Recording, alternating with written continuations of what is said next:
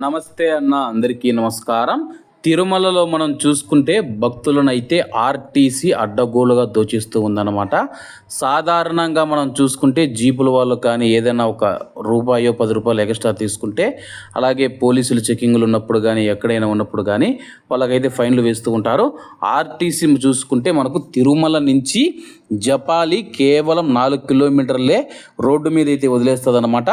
30 రూపాయలు అయితే వసూలు చేస్తూ ఉందన్నమాట. 4 కిలోమీటర్ల దూరానికి 30 రూపాయలు ప్రతి ఒక్క మనిషి దగ్గర. అలాగే ఆర్టీసీ ఛార్జీల ప్రకారం మనం చూసుకుంటే కడప నుంచి ఒంటిమిట్టకు వెళ్ళాలంటే కానీ 25 రూపాయలు 30 రూపాయలు మాత్రమే ఉంటుంది. అంటే కడప నుంచి అది 25 కిలోమీటర్ల దూరం ఉంటుంది. 25 కిలోమీటర్లకు 30 రూపాయలు వసూలు చేస్తూ ఉంటే, తిరుమలలో మాత్రం కేవలం 4 కిలోమీటర్లకే మనం చూసుకుంటే 30 రూపాయలు అయితే వసూలు చేయడం జరిగింది.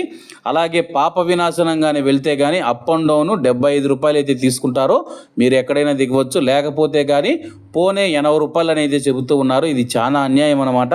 కాబట్టి ఎవరైనా మీరు తిరుమలకు వచ్చేవారు భక్తులు ఎవరైతే ఉన్నారో, హోటళ్ళు కానీ ఏవి చూసుకున్నా సరే కానీ ఆర్టీసీ వాళ్ళు తిరుమలకు రావాలంటే ప్రజలు భక్తులు భయపడే మాదిరిగా అయితే దోచుకుంటూ ఉన్నారు.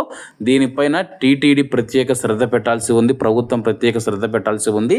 ఎంతోమంది పేదవాళ్ళు దేవుడి కోసం వస్తూ ఉంటారు, కాబట్టి ఇవన్నీ చూడాలి.